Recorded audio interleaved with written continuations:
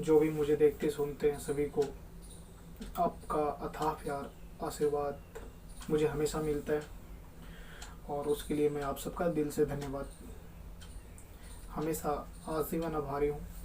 मेरे दोस्त आज एक नई टॉपिक लेकर आए हैं, बहुत ही इम्पोर्टेंट और अच्छे चीज़ हम आज कवर करेंगे। इस टॉपिक का नाम है हाउ टू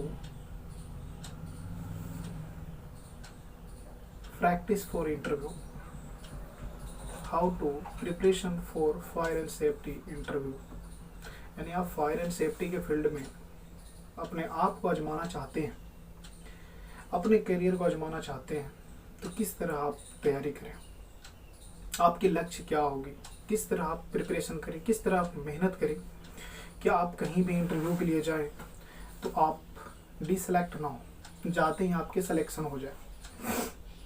ऐसी क्या क्राइटेरिया है, बेसिक चीज़ें क्या है, साथ ही आपको और भी बताएंगे।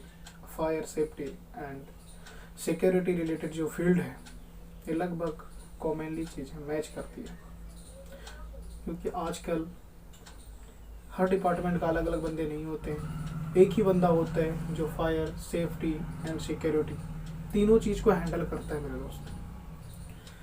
तो आज की जो टॉपिक है बहुत ही गंभीर होने वाला है, आप बिल्कुल भी ध्यान से सुनना, ध्यान से देखना, समझना चीज़ों को आपके लिए इम्पोर्टेंट है, क्योंकि आज बेरोजगारी की जो लेवल है वो बहुत ही चरम सीमा पर जा पहुंचा है और मार्केट में नौकरियां नहीं है। फायर एंड सेफ्टी एक ऐसा फील्ड है जिसमें आपको अपनी किस्मत आजमाने का एक बहुत ही अच्छा सुनहरा वे है, रास्ता है। आप अपना किस्मत आजमा सकते हैं और आसानी से आप अपना कैरियर बना सकते हैं यदि थोड़ी सी आप मेहनत करें तो। इसमें कोई ज़्यादा वो नहीं है, आप कहीं से भी एक फायर का डिप्लोमा कीजिए, डिग्री लीजिए फायर का, सर्टिफाइड टेक्निकल बोर्ड जो भी है यूनिवर्सिटी है वहाँ से अप्रूव्ड होना चाहिए कॉलेज। इसका ध्यान रखें, क्योंकि बहुत सारे फर्जी कॉलेज खुल चुके हैं जो 20-30 हज़ार रुपये में डिग्रियाँ बांटती हैं, तो आपको उनके चक्कर में नहीं पड़ना है। एक रिप्यूटेड कॉलेज में जाएं, अच्छे कॉलेज में जाएं जहाँ पे मेहनत से पढ़ाई किया जाता है, लड़के मेहनत करके पढ़ते हैं और टीचर जो हैं वो मेहनत से पढ़ाते हो, फर्जीवाड़ा नहीं होता हो, रेगुलर ऑन ग्राउंड क्लासेस, हर एक चीज़ ड्रिल्स, आपको थ्योरिकल मतलब सारे नॉलेज जहाँ दिया जाता हो वहाँ से एक तो आप डिग्री लें, 10+2 के बाद भी ले सकते हैं आप, मैट्रिक के बाद भी ले सकते हैं, फायरमैन सर्टिफिकेट, ग्रेजुएशन के बाद भी ले सकते हैं। लेकिन I suggest to all of you कि आप ग्रेजुएशन कीजिए, किसी भी सब्जेक्ट से आप ग्रेजुएट हैं। यदि आपकी नौकरी नहीं लगी, आप बेरोजगार हैं, बैठे हुए हैं, कुछ भी आपको समझ नहीं आता है, तैयारी करते करते थक गए, नौकरी नहीं लग रही है, तो आप फायर एंड सेफ्टी के फील्ड में अपना किस्मत को आजमा सकते हैं। आप जाएं और एक रिप्यूटेड यूनिवर्सिटी नागपुर वहाँ से कोर्स करें, institute of fire and safety engineering college, और ये एक बहुत अच्छा कॉलेज है, वहाँ से आप कर सकते हैं। और इतना तो गारंटी मैं ज़रूर ही बताऊँगा आपको कि यदि वहाँ से करते हैं आप तो प्लेसमेंट भी होती है। प्लेसमेंट के साथ साथ अगर प्लेसमेंट आपको उसके भरोसा आप तो रही ही नहीं, इतनी नॉलेज आपके अंदर भर दी जाती है कि आप कहीं भी जाके अपने आप को सेटल कर सकते हैं। एक तो पहलू नंबर 1 इंटरव्यू का पहलू तो ये हो गया। दूसरी चीज़ पहलू पे हम बात आते हैं, आपके पास डिग्री है, आपके पास सब चीज़ है, आप जाते हैं इंटरव्यू देने। सबसे पहला तो ये जो डिपार्टमेंट है इसमें आपकी पर्सनल ग्रूमिंग चेक होती है। ग्रूमिंग आपकी जो है, ग्रूमिंग बहुत ही मतलब वेल मेंटेन्ड होनी चाहिए। जैसे देखो मेरी कटिंग, आप देख रहे होंगे मेरी कटिंग, इस तरह से कटिंग बिल्कुल बारीक, तीनों तरफ से कटिंग कूट होने चाहिए, यानी बारीक कटिंग होनी चाहिए। सबसे कहने का मेरा वो है, clean and neat shaving, shoes polish, अच्छे फॉर्मल ड्रेसेस। उसके बाद आप जहाँ भी जा रहे हैं देने इंटरव्यू, उस बिल्डिंग में जा रहे हैं, जिस भी बिल्डिंग, अकॉर्डिंग टू बिल्डिंग आप तैयारी करके अपने आप को जाए। फायर एंड सेफ्टी के फील्ड में जा रहे हैं, कॉमर्शियल बिल्डिंग में जा रहे हैं, तो कॉमर्शियल बिल्डिंग में फायर के क्या क्या सिस्टम लगे होते हैं, क्या क्या लगे होना चाहिए, और यदि कॉमर्शियल बिल्डिंग में कुछ इमरजेंसी होता है तो कैसे हैंडल करते हैं, क्या क्या इमरजेंसी कॉमर्शियल बिल्डिंग में हो सकती है, ये सारी चीज़ें आपको पता होना चाहिए। रेसिडेंशियल में जा रहे हैं, रेसिडेंशियल से रिलेटेड एनबीसी के पार्ट आप पढ़ के जाएं। रेसिडेंशियल बिल्डिंग कौन सी क्लासिफिकेशन में आ रही है, उसमें क्या क्या फायर के सिस्टम लगे होते हैं, वो सारी चीज़ें आपको डिटेल्स में पूरी जानकारी एक तरह हिस्ट्री की तरफ पढ़ के जाए। चलो जी मैं रेसिडेंशियल सोसाइटी फलाने में जा रहा हूँ, फायर क्या है, कितने प्रकार के होते हैं, आपने थ्योरिकल डिग्री ले रखा है तो बेसिक चीज़ें आपको तो पता ही होगी, फिर भी एक बार नज़र मार लें एक्सटिंग्विशर्स वगैरह किसके तहत मेंटेन होते हैं, कौन से आईएस के तहत इसका मेंटेनेंस होता है। और I suggest to all of you please आप जो है ना हर एक चीज़ का आईएस कोड डाउनलोड कर लें और आईएस के हिसाब से तैयारी करके जाए। जैसे फायर एक्सटिंग्विशर आईएस 2190 है तो 2190 पूरा पढ़ लें। स्प्रिंकलर का है 10,105 तो उसको पूरा पढ़ ले। स्मोक डिटेक्शन सिस्टम का है 2189 2189 तो उसको पूरा पढ़ लें।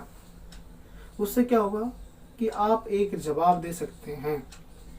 अगर आपसे पूछा कि फायर में जो डिटेक्शन सिस्टम है उसकी केयर मेंटेनेंस किसके द्वारा होती है, किसकी कौन सी नियम तहत होती है, तो आप बोल सकते हैं कि फलाने आईएस के तहत आईएस 2189 के तहत फायर डिटेक्शन सिस्टम की पूरी मेंटेनेंस होती है। जैसे आप आईएस 2189 बोलेंगे ना उसके दिमाग घूम जाएंगे इंटरव्यू के और आपसे अगला सवाल नहीं पूछना क्योंकि उसको पता होगा कि आप पूरे पढ़ के आए। तो आप जहाँ भी इंटरव्यू देने जाएं पूरी तैयारी के साथ जाएं, उस चीज़ के आईएस को डाउनलोड करें और आईएस पढ़ के जाएं इंडियन स्टैंडर्ड क्या बोलती है। साथ ही साथ एनबीसी पार्ट 4 2016 उसको भी एक बार आप रिव्यू कर लें, नज़र मार लें इंटरव्यू देने से पहले। साथ ही साथ आपसे जो बेसिक चीज़ें पूछी जाती है वो 5-10 सवाल होते हैं। फायरमैन लेवल पे जा रहे हैं तो फायर एक्सटिंग्विशर क्या होती है, कैसे इसका केयर मेंटेनेंस कैसे होता है। आईएस 2190 आप फायरमैन के लिए जा रहे हैं पूरे पढ़ ले, फायर अफसर के लिए जा रहे हैं पूरे पढ़ ले। क्वेश्चन डिफरेंट हो जाएगा। फायरमैन है तो आपसे पूछ लेगा कि एफएससी का मेंटेनेंस कैसे होता है, एक्सटिंग्विशर का मेंटेनेंस कैसे होता है, कौन कौन सा मेंटेनेंस इसके होते हैं, और साथ ही साथ प्रेशराइजेशन फ़ैन का, वेंटिलेशन फ़ैन के कितने प्रकार के होते हैं, कैसे यूज होता है, इसका इंटीग्रेशन कैसे होती है, ये सारी चीज़ आपसे फायरमैन से पूछ सकते हैं। यदि इमरजेंसी होगी तो आप क्या करोगे, फायर एक्सटिंग्विशर कैसे ऑपरेट करते हैं, कैसे मेंटेन करते हैं, पंप का मेंटेनेंस कैसे होता है, पंपों का काम क्या है, ठीक है ना। पंप चैप्टर में आपको फंसा सकते हैं, पंप कितने प्रकार के होते हैं आप बता दोगे, जो कि pump, hydrant pump, sprinkler pump, तो आप वहीं पे फंस जाते हैं क्योंकि जो कि फोकी कोई पंप नहीं होता है। फायर में सेंट्रीफ्यूगल पंप होते हैं, पॉजिटिव डिस्प्लेसमेंट होते हैं और अपना सेंट्रीफ्यूगल होता है। 3 तरह के पंप होते हैं और इजेक्टर पंप होता है, sorry ejector, positive displacement, centrifugal और इजेक्टर, 3 ही पंप बताना आप। जो कि तो एक मोटर है जो उसको घुमाने के लिए, सेंट्रीफ्यूगल पंप को घुमाने के लिए उसकी कैपेसिटी का हमने एक मोटर लगा दिया जिसका नाम हमने जोकी दे दिया।